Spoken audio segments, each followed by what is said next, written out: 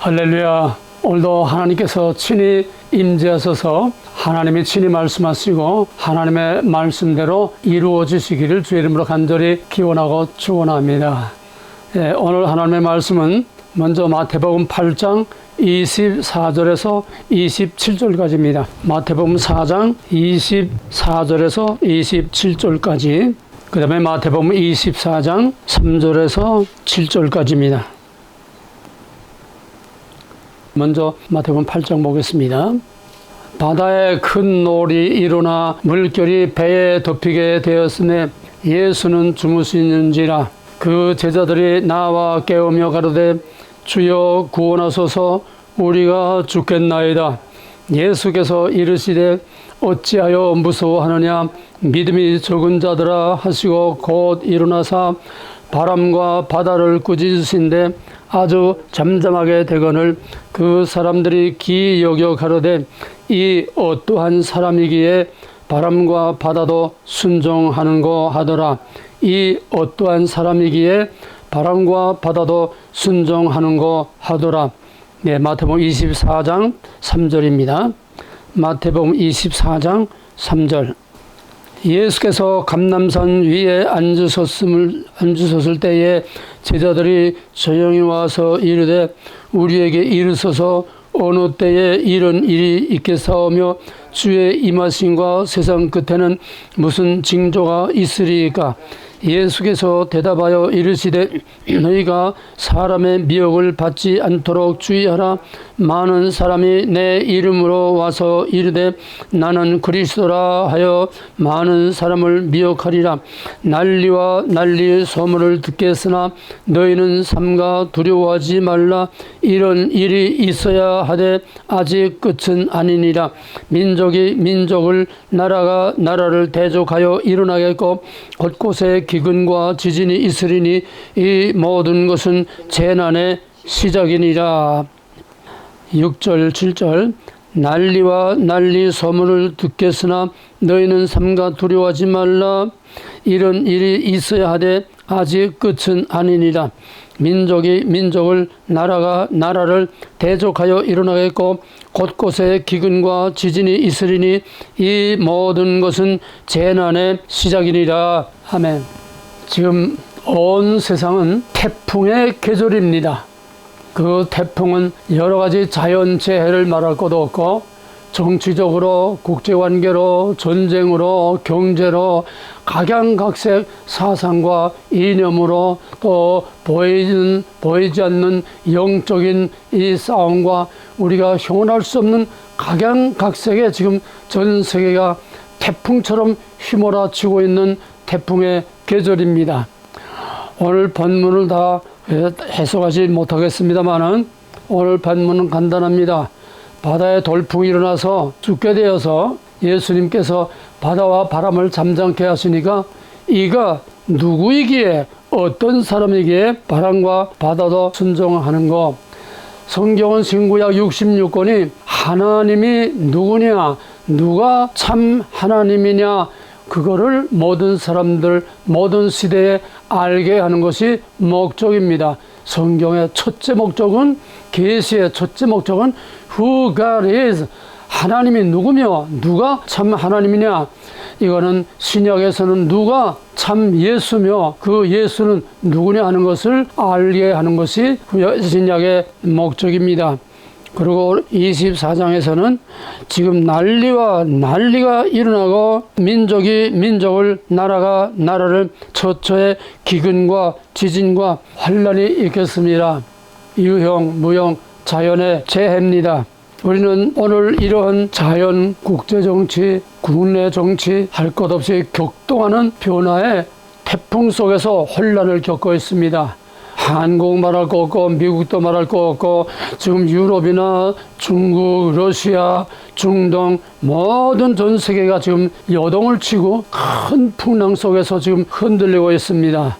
먼저 우리 가시적으로 눈에 보이는 이 시대를 보여주는 오늘 마태복음에서 본 대로 처처의 기준과 난리가 일어나겠으며 이런 모든 자연 이런 현상을 통해서 마지막 때에, 이게 마지막 때에 재난의 시작이라고 그렇습니다. 그러면 자연을 통해서 보면 지금 상식을 벗어난 물포탄 홍수, 중국은 워낙 땅이 넓으니까 그 중국 땅 안에서도 한쪽에서는 극심한 가뭄으로 막 그냥 불로 다 타고, 한쪽에서는 지진으로, 한쪽에서는 홍수로, 지금 중국뿐만 아니라 유럽이나 전 세계가 이상 기후로 지금 난리들을 치고 있습니다. 지금 중국에서는 양장항이 범람해가지고 댐 다 열어서 지금 그 양장항에서 중국에서 전 중국 땅에서 쓰레기들 다 몰고 오는 이것이 지금 황해바다로 해서 제주도 앞바다까지 온다고 지금 비상에 걸려 있습니다.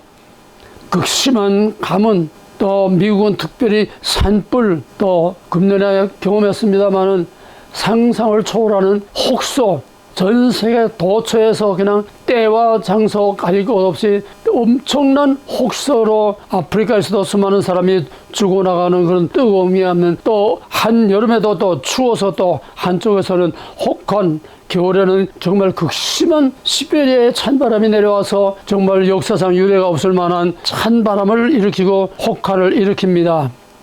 그런가 하면 사람의 머리만한 우박덩어리가 막 쏟아져 떨어져가지고 차도 박살나고 그다 유리가 다 차 유리가 다 깨지고 그냥 난리가 났습니다. 생각해보세요. 사람 머리만한 우박이 하늘에서 떨어지면 사람 머리에 직통으로 맞으면 뇌진탕으로 죽어요. 그런 난리, 지붕에 인간한 거는 지붕 다 뚫고 그냥 들어가고, 이런 난리, 또 화산의 폭발, 태풍, 미국은 여기저기 태풍과 토네이도로 난리를 치고 있습니다. 이 모든 것이 재난의 시작이라고 그랬습니다. 그러면 이런 자연재해, 사방에 돌발적으로 일반 상식과는 상관이 없는, 또 지금까지의 유례가 없는 이런 이변이 사방팔방에서 터지는 것은 곧 보이지 않는 온 세계가 막 흔들리는 것을 가시적으로 보여주는 것에 지나지 않습니다. 본질과 형태의 차이입니다. 오늘 성경에서는 갈릴리 조그만 바다에서 돌풍이 일어난 조그마한 스토리를 가지고 얘기했습니다.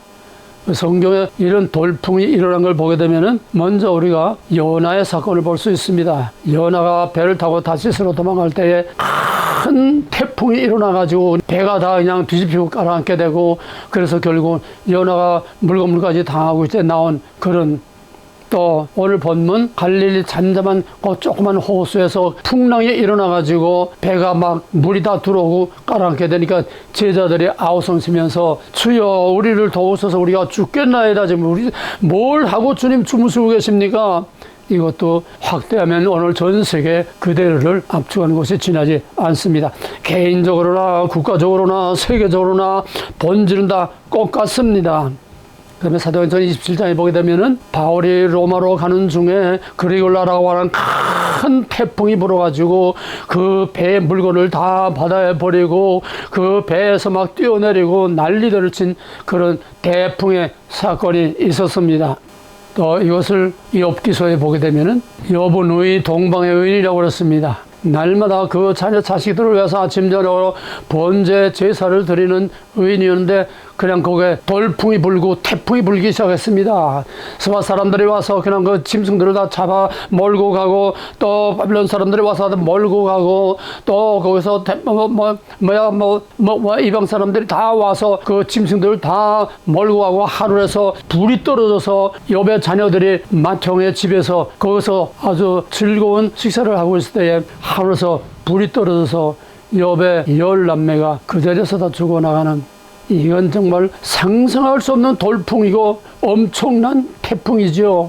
욥에게 이런 태풍이 불어왔습니다. 전부 다 이거는 전 세계 구속사, 전 세계 역사를 압축한 것에 지나지 않습니다. 형태만 다를 뿐 본질은 똑같습니다. 성경에 나타난 이 태풍, 돌풍, 이 예들을 보게 되면은 이것은 오직 한 가지, 하나님이 누구냐, 하나님의 의를, 하나님이 누구냐 하는 것을 드러내기 위한 것이었습니다. 세계에 오는 전 세계는 불확실성에 이 태풍이 언제 어디서 어떤 태풍이 일어날는지, 언제 어디서 토나이도 같은 것이 또 일어날는지 예측할 수 없는 불확실성의 시대, 지금 신냉전 시대에 들어와가지고 미, 중, 러, EU, 유럽연합, 지금 우크라이나 전쟁을 통해서 지금 3차 전쟁으로 확대되느냐 안 되느냐, 이제 미국에서 본격적으로 이제 미국의 군대를 보내고 무기를 보내고, 이제 프랑스에서 군대를 보내고, 이제는 러시아와 유럽과 미국이 정면 충돌할 위기에 대해서 이게 까딱하면은 지금 핵전쟁으로까지 확대될 긴장 관계에 지금 놓여 있습니다. 국제관계는 국제관계대로, 경제는 경제대로, 정치는 정치대로 지금 극심한 위기 상황에 놓여 있고, 또 무역전쟁을 통해서 미중 전쟁, 더더구나 이제 트럼프가 만약에 당선된다면 미중 전쟁은 상상을 초월하는 엄청난 태풍으로 몰아칠 건 불을 보듯 뻔한 사실입니다. 따라서 한미 관계도 정말 우리가 예상치 못하는 엄청난 바람이 불 것입니다. 우리에게 유리한 바람도 불 것이고 우리에게 불리한 바람도 불 것입니다. 우리 삼성이나 LG나 우리 한국의 대기업들은 엄청난 압력을 받을 것입니다. 또 그러나 하면은 또 우크라이나 전쟁과 러시아와 북한의 이번 조약으로 인해서 한국의 트럼프가 핵전쟁을, 핵무기를 허용한다는 말들이 계속 나오고 있습니다. 너희는 너희가 지켜라. 북한과 중국은 너희라 지켜라. 한국의 핵을 가지게 되면 세계 구조가 바뀝니다. 아시아에 완전히 세력의 균형이 바뀝니다. 엄청난 태풍이 일어날 겁니다. 핵을 쓰지 않아도 한국이 핵무기와 또 핵잠수함을 가졌다 하면은 이거는 중국에 말할 수 없는 엄청난 위험이 되고, 일본과 대만과 아시아에 엄청난 직업병동이 일어날 것입니다. 또 뿐만 아니라 지금 우크라이나 전쟁을 통해서 전 세계가 지금 갑작스럽게 전쟁의 위기 앞에서 자기들의 방산 무기, 자기들의 방어 무기, 이거를 하기 위해서 지금 무기 경쟁이 일어나는데, 전 세계 미국이나 유럽이나 30년 이 평화 시대에 모든 방산 산업 시설들이 다 폐기됐기 때문에 그거를 회복해서 무기를 만드는데 5년, 10년이 걸려야 돼요. 지금 당장 무기를 갖다 날짜대로 딱딱 갖다 바칠 나라는 전 세계에서 지금 한국밖에 없습니다. 그래서 한국의 방산이 우크라이나 전쟁을 통해서 지금 엄청난 지금 또 바람을 하나 일으키고 있습니다. 중국은 히토류 문제로, 자원 전쟁으로, 경제 위기와 금융 위기와 또 코로나 같은 이런 팬데믹 같은 이런 각양각색으로 지금 전 세계는 위기 상황에 놓여 있습니다. 우크라이나 전쟁이 확전됨과 동시에 또 중동, 이스라엘, 그 다음에 사우디아라비아와 예멘 지금 전쟁 중입니다. 아시아에서는 대만, 한반도, 대만 다음에는 한반도 차례입니다. 중국은 대만만 아니라 한반도, 남북한뿐만 아니라 러시아까지 중국이 지금 다 먹고 지배하려고 지금 엄청난 음모를 꾸미고 있습니다. 러시아까지 먹으려고요. 욕심이 끝도 없어요. 욕심이 잉태한 즉 죄를 낳고 죄가 장성한 즉 사망을 낳느니라. 저 중국은 끝없는 탐심과 욕심과 약탈과 이 야망이 결국은 자기 함정에 빠지게 될 거예요. 불을 보듯 뻔합니다. 한 첩을 내다보지 못하는 이 욕심 참으로 무서운 것입니다. 그런가 하면은 전 지구적으로 전 지구를 휩싸고 돌아가는 커다란 토네이도, 태풍이 지금 문명을 완전히 이동시키고 있습니다. 500년 동안 세계를 지배해왔던 서구 문명의 이 축이, 전 세계를 좌지우지하던 서구 문명의 이 축이 지금 서울에서 동으로 지금 이동하는, 여기에 엄청난 난리와 직업 변동이 일어났습니다. 지진이란 뭐냐면, 지진이나 해일은 지판이 있는데 이 지판이 가만히 있는 게 아니라 움직입니다. 움직이는데 이렇게 서로가 아시아의 지판과 또 대륙의 지판이 이렇게 하다가 서로 부딪혀서 이렇게 일어날 수 있습니다. 이렇게 가다가 이렇게 일어나면 엄청난 해일이 일어납니다. 또 이게 겹칠 수 있습니다. 그럼 막 이게 땅이다 막 흔들리고 들썩거리는 겁니다. 마치 보이지 않는 바다와 땅 밑에 지각이 변동하는 것처럼 지금 지상에서는 역사적으로 유례가 없는 지판이, 역사의 지판이 세계의 헤게모니의 지판이 지금 유럽에서 아시아로 지금 움직이는 엄청난 역사상 유례가 없는 이런 지축이 흔들리는 대격동의 시대를 지금 맞고 있습니다. 또 한 나라 안에 들어가서 정치로 보면은 미국에는 트럼프 돌풍이 또다시 일어나가지고 세상을 완전히 뒤집어 엎을 그런 바람이 지금 슬슬 불고 있어서 전 세계가 초비상이 걸렸습니다. 트럼프가 되면은 뭐 중국은 말할 것도 없고 유럽 또 나토 뭐 트럼프는 모든 국제관계 다 없애버리고 너는 너 나는 나 완전히 국가주의로 아메리카 포스트 마가 Make America Great Again 위대한 독립의 아버지들의 그 본래 위대한 미국을 만들겠다고 지금 완전히 전 세계를 다 뒤흔들고 있습니다. 이제 끝판에 바이든이 압력에 의해서 할 수 없이 후보 사퇴하니까 거기에 지금 여자 부통령 카메라가 등장해서 지금 저쪽에서는 여론전을 하느라고 카메라에 돌풍을 막 일으키고 여론을 막 카메라를 막 띄우고 지금 카메라가 뜨자마자 벌써 트럼프를 2% 3% 앞섰다고 지금 여론 조작으로 이렇게 지금 난리들 전쟁입니다. 여론 전쟁이에요. 이게 한국 박근혜 탄핵할 때 똑같이 여론으로 트럼프 죽이는 겁니다. 여론으로 카메라를 대통령 만들려고 지금 안간힘을 쓰고 있습니다. 무서운 싸움이에요. 근데 실제 뉴스 보게 되면은 그게 아니라는 거지요. 완전히 가짜 뻥튀기로 지금 CNN이 뭐고 다 들고 나서 민주당 편에 우리나라 모든 언론이 몽땅 좌파인과 똑같이 미국의 언론과 미국의 모든 기관들 다 완전히 좌파로서 지금 트럼프를 어쨌든 죽이고 나서지 못하게 하고 이 민주당이 다시 실권을 잡으려고. 이 민주당은 뭐냐면 이건 완전히 딥스테이트 어둠의 고문 세력이 아닙니까?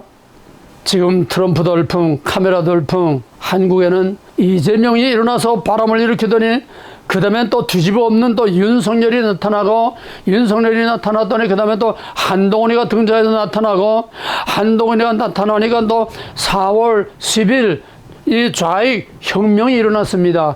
지난 총선은 혁명입니다. 좌익 혁명입니다. 완전히 대한민국을 적화하는 이건 엄청난 사건입니다. 그냥 선거가 아니에요. 그냥 민주당 야당이 뭐 국회의석을 얼마를 차지했다. 그게 아닙니다. 완전히 이건 적화 혁명입니다.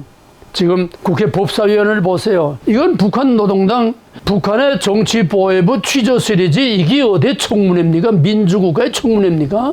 딱 죄인을 만들어 놓고 죄를 만들어 놓고 굴비 깨듯이 딱 꿰어놓고 마지막에 윤석열 탄핵 거기까지 목표를 만들어 놓고 전부 다 각본을 짜가지고서 그 다음에 증인들 불러놓고서 이건 취조예요. 취조.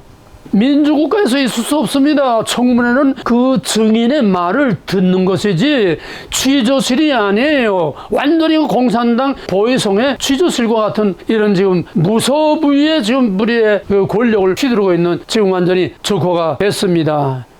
민주당의 국회 독재 완전히 국회를 지배하고 있습니다. 지금 대한민국은 그와 함께 4월 10일 총선 바람이 지나가니까 4월 10일 총선으로 국회를 장악하니까 제1탄이 뭐냐면 법사위원회, 정청래가 법사위원회 돼가지고 제1탄이 뭐냐면 최상병 특검법 이거를 21대 국회에서 통과해가지고 윤석열 대통령이 비토놨습니다.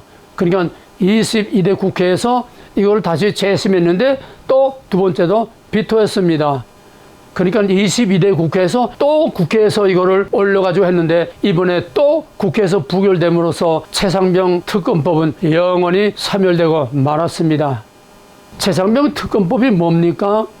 해병대 박정훈 수사본부장이라고 하는 이 사람이 최상병 물난리 났을 때에 그 희생당한 해병대 일병 최상병 그 최상병 하나의 죽음을 가지고서 굴비 깨듯이 쫙 죄인을 굴비 깨듯이 꿰 맞춰가지고 마지막 타겟은 윤석열 탄핵입니다. 그 죄는 윤석열이다. 최상병 죽인 거는 윤석열이다. 이렇게 만들어가지고 윤석열을 탄핵시켜서 끌어내려고 하는 이것이 박정훈 대령이 각본을 짜는 겁니다. 이게 국방부에서 너 하니까 지금 그걸 가지고 또 특검법을 만들어서 국방장관, 정사령관, 해병대 사령관, 국방장관, 대통령을 더 끌어가지고 또 대통령 탄핵을 하겠다고. 박정훈 대령이라고 하는 한 사람이 조그만 돌풍을 일으켰는데 이 돌풍의 때를 만나서 4.40 총선 후에 정청래가 청문회를 시작하면서 이걸 제1탄으로 만들어가지고 지금 우리 대한민국 전체가 이 박정훈 바람으로 지금 최상병 바람으로 그냥 휘돌고 있어요. 휘돌고. 이거 이제 사문화되니까 그 다음에는 한동훈, 김건희 탄핵 사건이 올라오고 그 다음에 또 이재명을 수사한 검사 4명을 또 탄핵을 올리고 그 다음에는 또 저희들에게 불리한 재판을 한 판사들 또 특검으로 다 모가지 자르고 지금 특검 바람이 연속으로 계속 터져나옵니다. 특검이 10개가 기다리고 있습니다. 1차, 2차, 3차, 3차 계속해서 10가지 특검이 지금 기다리고 있어요. 특검 바람, 법사의 바람, 대한민국은 바로 정청래, 박정훈, 한동훈 바람, 크고 작은 조그만 돌풍과 이 돌풍이 어떻게 거대한 태풍이 되느냐. 돌풍으로 돌다가 옛날에 시골 마당에 보게 되면은 시골 마당에 한쪽에서 팽팽팽팽팽팽팽 돌아가는 게 있습니다. 그런 거 많이 봤죠? 뭐 휴지랑 낙엽이랑 그냥 마당 한쪽에서 팽팽팽팽팽팽 돌아가다가 점점 커지다가 사라지고 말아요. 요런 조그만 돌풍도 있고 또 미 대륙이나 중국 대륙에서 조그만 해리바람이 점점 커지다가 토네도가 돼가지고 엄청난 그냥 세력으로 막 휩쓸고 지나가는 조그만 돌풍이 태풍이 될 수도 있고 그 태풍이 바다에서 일어나게 되면 점점 커져가지고 나중에는 엄청난 그 지역을 다 그냥 휩쓸어버리는 태풍이 돼버리는 그런 예들이 있습니다. 작은 태풍이라고 무시 못합니다. 해병대 대령 하나 태풍이 대한민국을 다 그냥 5월, 6월, 7월 석 달 동안을 최상병 특검, 최상병 청문회 이거 가지고 대한민국을 다 뒤흔들어 놨어요. 이 조그만 돌풍 하나가. 그 돌풍이 불행 중 다행히 지금 완전히 폐기가 돼서 그 돌풍은 태풍이 되지 못하고 죽었습니다. 저놈들이 뭐 메뉴가 없어 못합니까? 무슨 조작을 만들어가지고라도 전부 윤석열 탄핵으로 지금 몰고 가는 겁니다. 김건희가 뭔데 그걸 잡고 늘어집니까? 타겟은 김건희가 아니고 윤석열 탄핵입니다. 그저 윤석열 탄핵 거리가 되지도 않는 걸 그저 사방팔방 그냥 있는 걸 다 만들어가지고 윤석열 아니 문재인과 김경숙이 왜 탄핵 말이 하나도 안 나옵니까? 왜 여당에서는 국힘당에서는 왜 김정숙 문재인 탄핵 말은 한마디도 꺼내지 못합니까? 앉아서 그냥 당하기만 하고 바람 부는 대로 그냥 바람 따라 돌아가기만 하지. 도대체 웃기는 세상이에요. 도대체 누가 누군지 알 수 없는 세상이에요.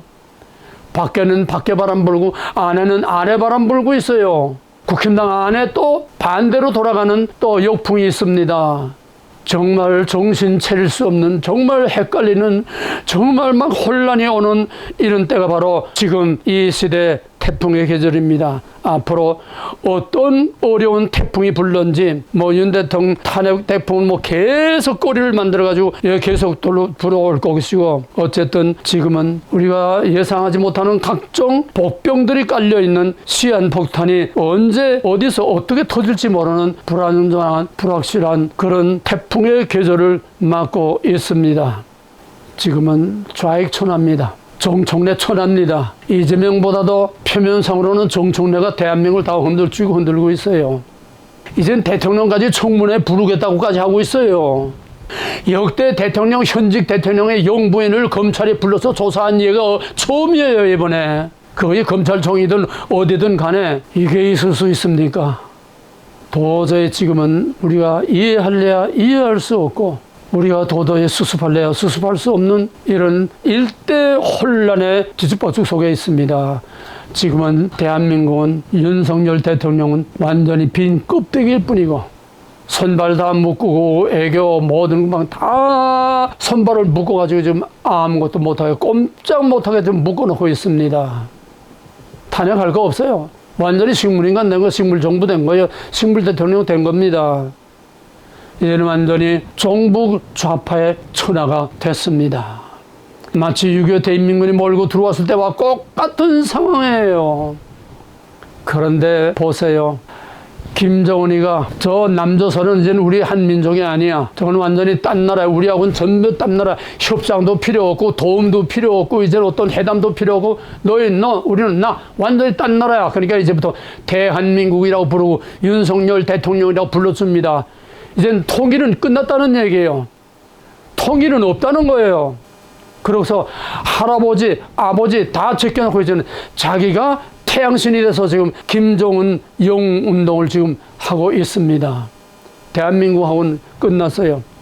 대남 공작처엔 지금 모든 기구들을 다 해체시켰습니다. 대남 공작처를 해체시켰어요. 너희하고는 대화도 필요 없고 공작도 필요 없어. 너희 우리 누. 그 말은 무슨 말입니까? 종북 주석파가 종주를 잃어버렸다는 거예요. 김정은하고 너희들은 상관없어. 이제 우린 너희하고 상관없어. 대화도 필요 없고 공작도 필요 없어. 이제 너희끼리 우리끼리 가는 거야.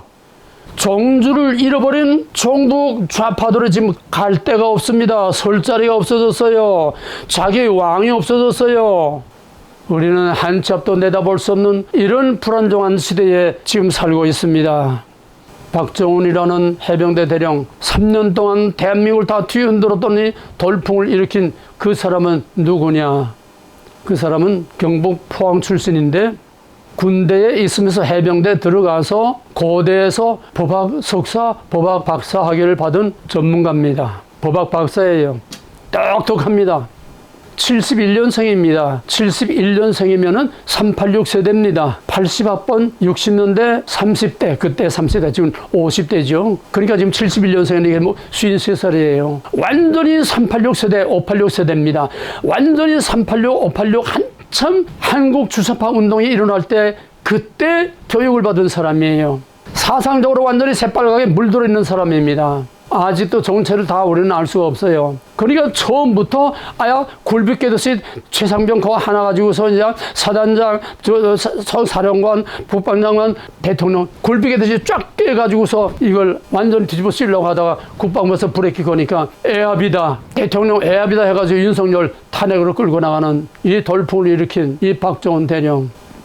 처음 돌풍은 잠잠하게 지금 완전히 법적으로 지금 사문화돼서 끝났지만은 내년에 예편됩니다. 내년에 예편되면은 틀림없이 내년에 어쩌면 시기적으로 모르겠지만은 내년에 보궐선거에 나오든지 그 후에 비례대표로 나와서 앞으로 대한민국에 엄청난 태풍을 일으킬 그런 시한폭탄 같은 그런 존재입니다. 한동훈이가 문제가 아니에요. 이 사람 앞으로 주목해야 됩니다. 이 사람은 법학 박사예요. 이 사람은 정말 공격의 저격수입니다. 무서운 사람이에요. 앞으로 이 사람을 주목해야 됩니다. 어떤 돌풍, 어떤 태풍을 일으킬지 몰라요. 이 사람은 대통령까지 꿈꾸는 사람이에요. 한동훈 바람이 태풍이 될지 돌풍으로 끝날지 모르지만은 지금 한풍이냐 박풍이냐 정청래는 이미 종북 좌파는 이미 주인을 잃어버렸으니까 설 자리 없으니까 그놈들을 아끼는 불을 보듯 뻔한 겁니다. 그러나 거기에 투사들이 또 자꾸 나타납니다. 우리는 지금 국힘당 전당대회 때문에 한동훈 바람에 지금 여러 가지 긍정적, 부정적인 이런 생각들을 가지고 있지만은 한동훈 바람보다 앞으로 잠복하고 있는 이 시한폭탄 같은 더 큰 바람을 일으킨 이건 정청래하고 수준이 달라요. 지금 민주당들하고는 수준이 달라요. 한동훈이 지금 보수 꼴통들하고 수준이 다른 것처럼 똑같아요. 신세대가 지금 맞붙게 생겼습니다. 이 시대는 보수고 진보고 보수고 좌파고 우파고 이 썩은 것들 가지고는 안 돼요. 이 시대의 요구가 완전히 세대 교체입니다. 완전히 스타일도 바꾸고 전략도 바꾸고 사상도 바꾸고 이념도 바꾸고 모든 가치 기준이 다르고 전부 좌파 진보 보수의 기준이 달려 전부 다 바뀝니다. 몽기당 바뀝니다. 지구가 지금 소에서 동으로 바뀌듯이 이 시대의 모든 이것이 다 바뀝니다. 이런 바뀌는 때에 지금 정청래 그까지 쓰레기 다 나가고 그러면 말아요.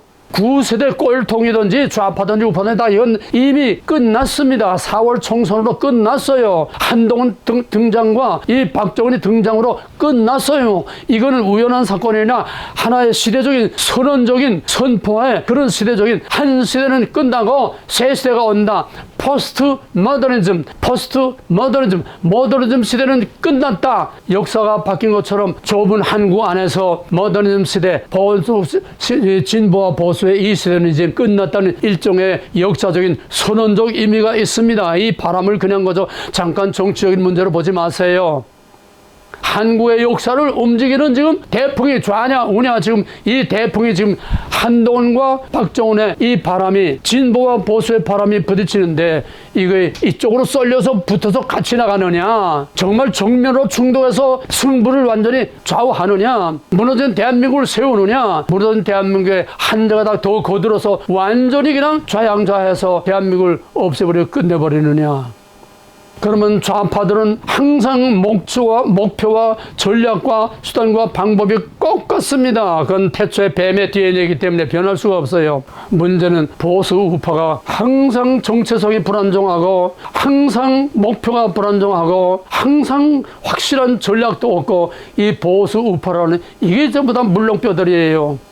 문제는 한동훈이가 확실한 국가관, 확실한 목표, 확실한 민족, 확실한 대한민국을 장래 전 세계로 돌아가는 엄청난 태풍이 부는 이 전 세계의 태풍에 그 휘몰아치는 그 속에서 대한민국을 확실하게 굳건히 세워서 대한민국으로 말미암아 전 세계를 뒤흔드는 대풍을 만드는 여기까지 비전과 꿈과 목표와 전략을 확실히 가지고 좌우가 충돌하느냐, 아니면은 실용주의로 좋은 거 좋다. 지금 우리나라가 앞으로 또 어떻게 변할지 모르지만 현재 당장 나타난 거는 박풍과 한풍, 이게 우리나라 장래를 뒤흔들지 않겠나 이렇게 봅니다. 이쪽은 확실합니다. 이쪽은 지금 예측할 수 없는 그런 상황에 놓여 있습니다.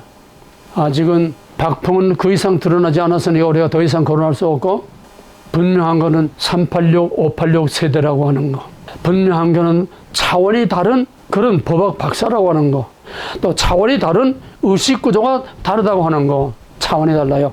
보수 꼴통으로는 감히 상대가 안 됩니다. 문제는 이제 남은 문제는 어떻게 대응하느냐 하는 문제인데, 그거는 한동훈이가 어떤 정체성을 가지고 있으며 어떤 바람을 일으킬 것이며 일로 불 거냐 절로 불 거냐, 참으로 애매모호하지만은 불행하게도 아직까지는 한동훈의 하나에 겨우 기대를 걸어볼 수밖에 없는 불쌍한 처지에 있는 것이 지금 대한민국 운명이요, 대한민국 5,600만 국민의 운명입니다. 울며 겨자 먹기를 할 수 없어요. 왜? 신세대, 개혁의 세대, 변화의 시대는 현재 드러난 거는 요 둘을 축으로 해서 지금 드러나고 있기 때문에 우리는 여기에 주목을 해야 합니다. 한동훈 바람은 긍정적인 면과 부정적인 면, 이 양면으로 볼 수가 있습니다. 긍정적인 면으로 보면은 먼저 한동훈이는 지금 나타나고 있는 모든 이런 것들은, 즉 법무장관 때부터 그가 등장해서 지금까지 모든 해온 일들은 많은 보수 우파들의 지탄도 받고 있지만은, 이거는 좋게 봐서, 긍정적으로 봐서 이거는 비상한 한동훈의 머리에서 나오는 전략일 거다. 그래서 대통령과 각을 세워야 국힘당이 힘을 얻고 지지를 얻고 국힘당의 많은 지지자를 받고, 그래서 국힘당의 힘을 키워서 대한민국을 지키고 윤석열 대통령을 지키고 보수 자유를 지킨다고 하는 이런 전략으로 보는 유튜브들도 더러 있습니다. 이거 우리가 아쉽지만은 마지막 한 가닥 기대를 걸어보는 긍정적인 면으로 혹시나 그 머리 가지고 차원 높은 전략을 쓰고 있는 것이 아닌가, 그렇게 됐으면 하는 바람이, 제발 그렇게 됐으면 하는 바람이 한 가닥 희망으로 남아 있습니다. 또 한 가지 긍정적일 수도 있고 부정적일 수도 있는 건 뭐냐 하면은, 한동훈은 보수 우파에서 먼저 깃발을 든 시대의 개혁자로 등장한 것만은 분명합니다. 잘하든 못하든 좌든 우든 간에 분명히 우리는 한동훈이가 여야를 막론하고 또 좌우를 막론하고 한동훈이가 최초의 개혁의 기수로 등장한 것은 불을 보듯 뻔한 사실입니다. 그 존재 이유가 개혁이에요. 그 존재 이유가 신세대예요. 그 존재 이유가 새로운 사고방식이에요. 그 존재 이유가 등장의 원인이 바로 옛 시대는 지나가고 새 시대로 지어나는 전환기에 바로 윤석열 대통령은 그 전환기에 과도적인 일을 할 뿐입니다. 사사기의 대혼란 중에서 사울왕이 다윗의 위대한 왕국을 설 때에 중간에 과도기에 사울왕이 했던 것처럼 바로 이 대풍에 불어서 힘으로 돌아가는 역에서 윤석열 대통령은 그래도 보수를 지켜나가는 마지막 자유의 보루로서의 그런 지금 중간 역할을 하고 있지만은 그 다음에 한동훈 시대로 넘어가게 되면은 그 다음에는 우리가 장담할 수가 없습니다. 보장할 수가 없습니다.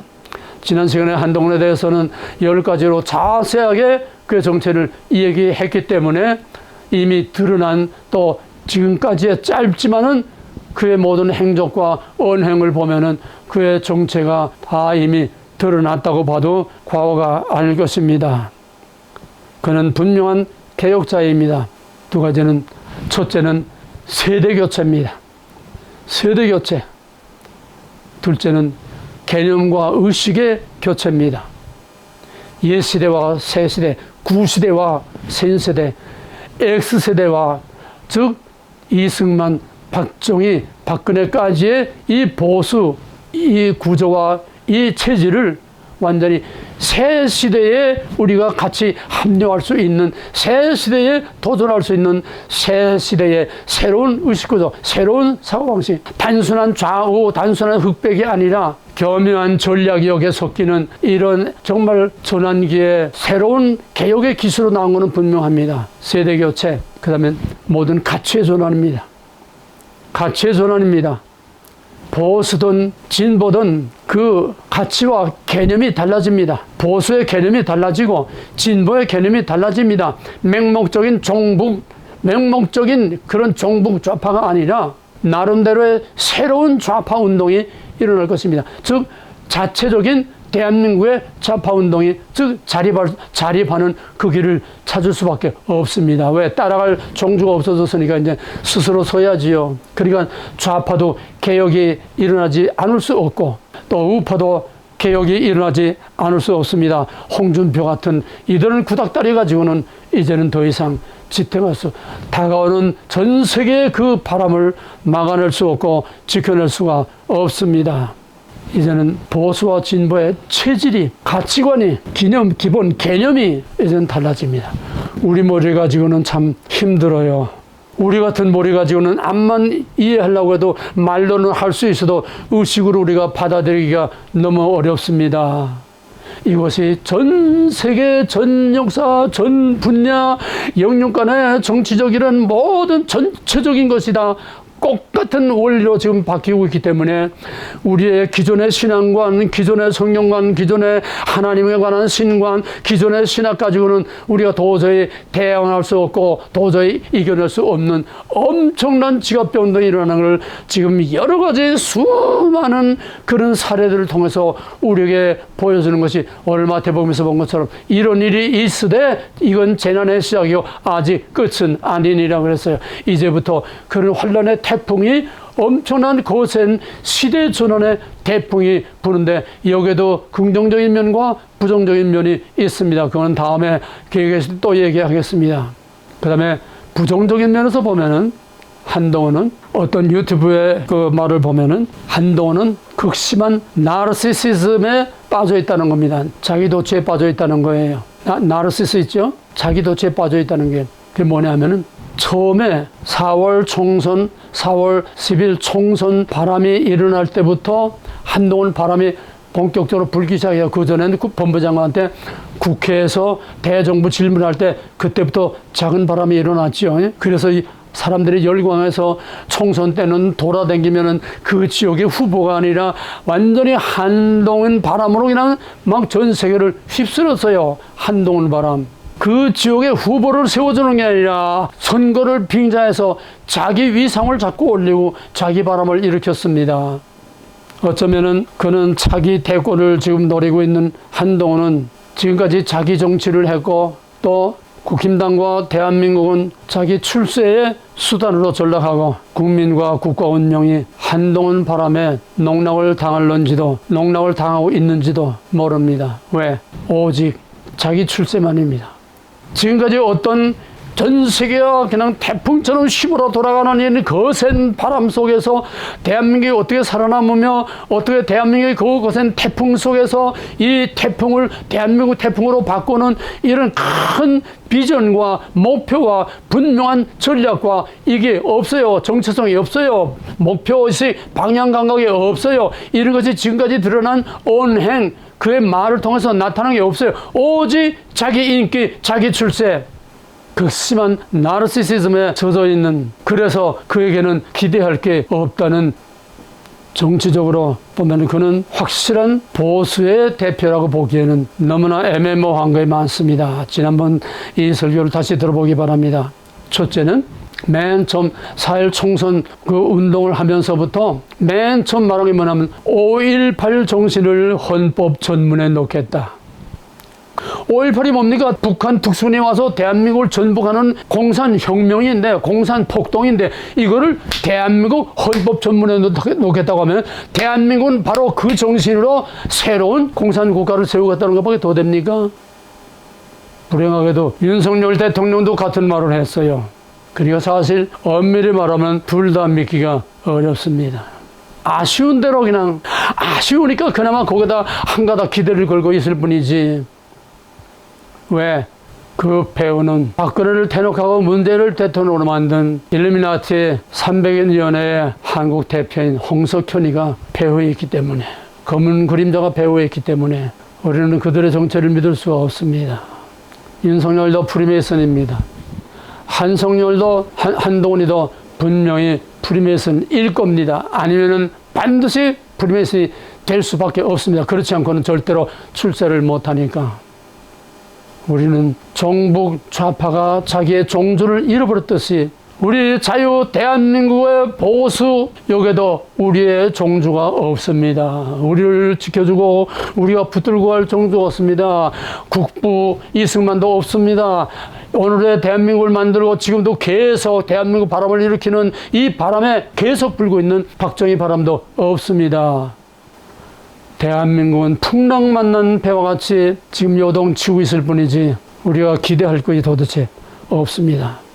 분명한 것은 5.18 정신을 헌법 전문에 넣겠다.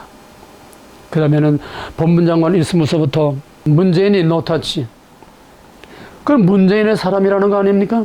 불가침의 신성, 불가침의 영역이다. 이건 문재인은 다치지 말라. 그 요란스러운 김정숙이도 노타치. 요즘 조금씩 나온다마는. 그 다음에 그 악명 높은 이재명이 자기가 임명한 검찰총장하고 한중대에서 윤석열 대통령의 인기를 자꾸 갉아먹고 끌어내리고 검찰총장과 한통속에 대해서 이재명 재판을, 이재명 수사를 자꾸 지연시켜서 언제까지?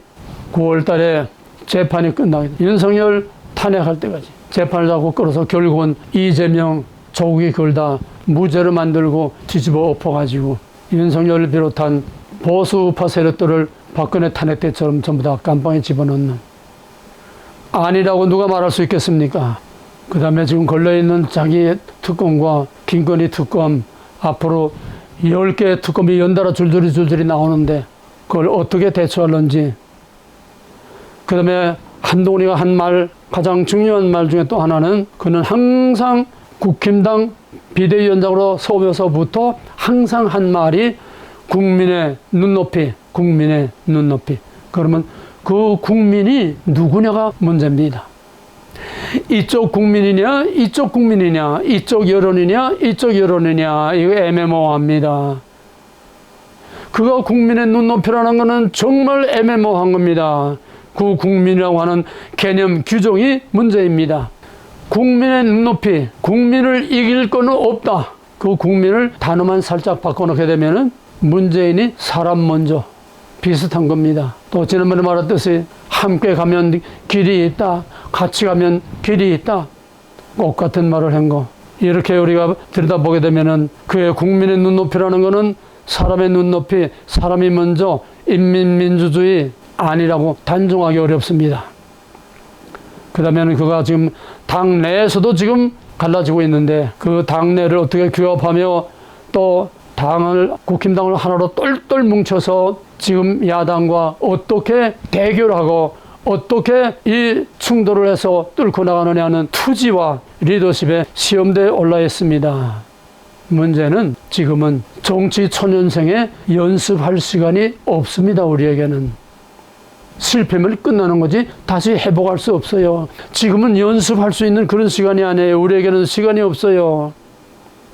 지금 또 한편 또 하나의 조그마한 바람이 부는데 뭐냐 하면은 방송통신위원장 여기에 이진숙이 지명이 되니까 지명이 될 때부터 지금 최상병 특검 때문에 지금 완전히 좀 잠잠했지 뒤로 좀 물러섰지만 최상병 특검이 사문화하니까 그다음에 방통위원장 이진숙 돌풍이 지금 또 청문회에서 막 또 일어나고 있습니다. 이 이진숙이 어떤 인물이냐 이거 무서운 사람입니다.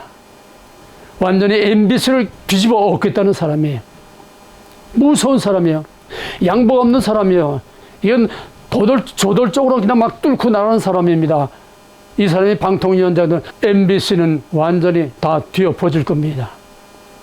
공영방송 뒤엎어질 겁니다. KBS도 뒤엎어질 겁니다. 대한민국의 여론을 바로잡을 겁니다. 그러니까 저놈들이 지금 이진숙이하고 지금 정면 충돌을 싸우고 있어요. 엊그저께 처음으로 방송통신위원장으로 처음 출근해서 지금 방송통신위원이 지금 둘밖에 없습니다. 위원장하고 위원 하나밖에 없어요. 그러나 법적으로 그 의사가 법적인 효력을 있는가 봐요. 이 두 사람이 벌써 MBC에 칼을 댔습니다. MBC 사장한테 칼을 댔습니다. 벌써부터 첫날부터 지금 이 요동치는 수렁 속에서 어디서 온전히를 어떻게 일어나는지 우리는 그걸 다 살피기가 너무나 어려워요. 또 하나의 새로운 스타입니다. 그런가 하면 다 썩어 빠진 혼란의 혼합지절 쓰레기 같은 이 국힘당 안에도 신선한 바람을 일으키는 또 하나의 스타가 일어났습니다. 방송별법하고 또 최상병 특별법을 국회에서 상정할 때 국힘당에서 빌리버스터 장시간 연설하는 거기에서 5시간을 장장 하나하나 정확하게 분석해 까박힌 신진 스타 남자 누군가가 내 이름이 기억이 안 나요. 또 하나 무서운 투사가 나타났는데 국힘당의 김민전이라는 그 여자가 대단하더라고요. 정말 이거는 뭐 당할 자가 없어요. 그냥 막 정면 돌파하고 막 뚫고 나가고 아주 저격수예요. 저격수. 이런 조그마한 돌풍을 일으킬 잠재적인 이런 돌풍의 존재다가 긍정적인 면에서 정말 저들과 싸울 수 있는 투사들이 새로운 사람들이 일어나고 있다고 하는 정말 우리가 너무나 불행한 다행입니다. 새로운 시대에 새로운 차원에서 새로운 방법으로 새로운 투쟁을 할 수 있는 이런 전사들이 이번 선거에서 지금 일어나고 있다고 하는 거 이거는 뭔가 한 줄기 캄캄한 어둠 속에 한 줄기 빛을 보는 듯한 너무나 불행 중 다행이라고 할 수 있습니다. 지금 모든 것이 다 통째로 변하는 시대에 전 세계의 흐름은 바로 딥스테이트의 흐름 전부 다 작용합니다. 유럽도 지금 전부 다 작용하고 미국도 지금 바이든이 뭡니까? 완전히 미국을 파괴해서 공산혁명을 통해서 세계 단일 정부를 만드는 이 딥스테이트들이 아닙니까? 멕시코 국경 그거는 국경 문제가 아니라 바로 국가 간의 모든 구별과 모든 이거 다 무너뜨리고 한 나라 세계 정부를 만들겠다고 하는 그거예요. 트럼프는 왜 그걸 담을 쌌습니까? 아니다. 국가는 국가, 나라는 나라, 문명은 문명 다 그 전통대로 살아야 된다. 너희 나라는 너희라 지켜라. 이게 트럼프 아닙니까? 이게 바로 글로벌리즘하고 안티 글로벌리즘의 싸움입니다. 지금 이 시대에 각양각색에 부는 바람과 그 바람의 성격과 바람의 방향과 그 바람의 정체와 또 그 투쟁과 싸움의 실체를 보지 못하고 본질을 보지 못하면 이거는 눈뜬 소경이요 귀머거리요 이거는 그냥 저 바람 부는 대로 흘러가는 쓰레기에 지나지 않습니다. 정신을 똑바로 차리고 봐야 돼요. 그자는 바람에 다 휩쓸려 쓰레기통으로 들어가고 맙니다. 정신을 똑바로 차려야 돼요. 이제는 보수의 가치와 원칙도 구별도 기준도 없어요. 흑암, 공허, 혼돈이 뒤죽박죽이 된 창세기 1장 2절의 그 카오스에 쓰른 상태, 혼합의 절정을 향해서 지금 달려가고 있습니다. 그런 혼란의 시대적인 또 하나의 증거가 이번 파리 올림픽 개막식입니다. 이건 말로 다 설명할 수 없어요. 파리 올림픽 개막식을 어느 정도 개판인가 하면은 예수님의 12제자를 놓고 최후의 만찬, 그거를 그대로 옮겨놔서 지금 동성애 시대로 옮겨놨어요. 거기에 만찬의 중심에 있는 주인공은 뭐냐면은 비대한 뚱뚱이, 그게 예수님입니다. 그 다음에 그 주변에 있는 거는 전부 다 트랜스젠더, 동성애, 성소수자, 이것들로 둘러쌌습니다. 이것이 파리 올림픽의 하나의 심벌로 최후의 만찬을 이런 동성애자들의 파티장 만찬으로 이렇게 지금 꾸며놓고 온갖 심벌들이 전부 다 이건 완전히 악한 악마들의 혼란의 마지막을 만들어 놓고 있는 바로 이것이 파리 올림픽의 개막식이었습니다. 영국 런던 올림픽하고는 또 틀려요. 이게 완전히 개판을 만들어 놓은 거예요. 이번 파리 올림픽입니다. 다 시대적인 메시지입니다. 시대적인 다 상징입니다. 바로 이 시대가 이제 다 끝났다는 얘기입니다. 이제는 윤석열 바람은 소리 없이 조용히 불어갑니다.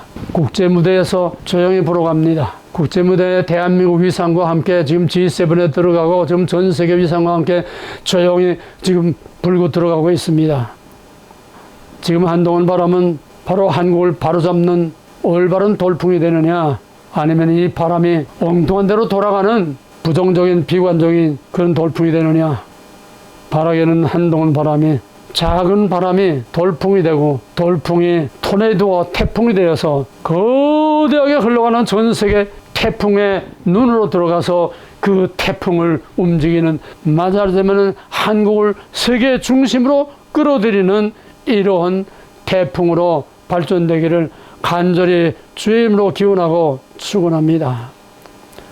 예수 돌풍, 바울의 돌풍, 루터의 돌풍, 칼빈의 돌풍은 한때 지나가는 바람이 아니라 갈수록 점점 더 커지는 거대한 태풍으로 세계 역사를 휩쓸고, 예수의 돌풍이 세계를 다 정복했고 바울의 돌풍이 세계를 다 정복한 것처럼 루터와 칼빈의 동편이 전 세계를 두 쪽으로 갈라, 거대한 캐톨릭을 두 쪽으로 갈라난 것처럼 작은 돌풍이 큰 태풍이 되어서 흔들리는 세계의 태풍의 혼란한 세대에 전 세계를 하나로 묶어나가는 하나님의 위대한 계획과 뜻을 이루어가는 긍정적인 바람이 되어지기를 주임으로 간절히 축원합니다. 마지막 결론으로 중요한 것은 한동훈 태풍이냐, 윤석열 태풍이냐, 정청래 돌풍이냐, 박정훈 돌풍이냐, 이게 아니라 바람을 일으키는 이가 누구냐, 그 바람을 잠잠케 하는 이가 누구냐. 바람을 일으키는 이도 자연과 우주 만물과 모든 열방과 역사와 나라들을 움직이는 하나님이시고, 그 바람을 잠잠케 하는 이도 바로 역사의 주권자이신 하나님이라는 이게 결론입니다. 바람이 중요한 게 아닙니다. 누가 무슨 바람을 왜 일으키느냐, 그 바람을 잠잠케 할 그가 누구냐. 이 시대에 큰 바람, 작은 바람 할 것 없이 이 시대의 바람의 주인공은 하나님이요, 정답은 하나님뿐입니다. 주여 우리를 도우소서. 우리가 죽겠나이다. 이 에마디 부르짖음이 우리 대한민국에서 일어나야 되고, 대한민국 교회들이 이 주여 우리가 죽겠나이다, 이 돌풍 바람을 잠잠케 하고 우리 대한민국을 살리고 이 세계를 살려서 우리 교회가 마지막 이 제자들의 외침과 같이 주여 우리를 도우소서 지금 외치고 부르짖어야 할 때입니다. 살 길은 역사의 주관자, 바람의 주관자, 살 길은 태풍의 주관자 하나님밖에 없습니다. 나를 찾으라, 그리하면 살리라. 바람아 잠잠하라, 바람아 잠잠하라. 이것만이 마지막 결론이고 마지막 대답입니다. 지금은 바람을 일으키는 이도 하나님이시고 그 바람을 잠잠케 하더니도 우주 만물을 창조하고 전 세계 역사를 움직이고 나라의 흥망성쇠를 주관하신 하나님이심을 우리가 이 시간 확실히 알고 이제는 주여 우리를 도우소서 우리가 죽겠나이다 하나님에게서 대답을 얻을 수 있는 우리 민족, 우리 교회들이 되게 하시고 바람아 잠잠하라 하신 그 하나님에게 의지하여 이 거대한 태풍들을 이 수많은 바람들을 넉넉히 이기어 넘어가서 하나님의 바람이 전 세계를 마지막 흔들어 놓는 위대한 하나님의 때가 우리에게 오기를 주의 이름으로 간절히 기도합니다. 이제는 천하를 움직이는 우리 주 예수 그리스도의 무한하신 은혜와 하나님 아버지의 극진하신 사랑과 성령의 바람이 온 세계를 다시 한번 흔들리는 전 세계를 다시 한번 바로잡는 성령의 바람이 하나님을 찾는 모든 사람과 나라들 위해 이제로부터 영원토록 함께 있을지어다. 아멘.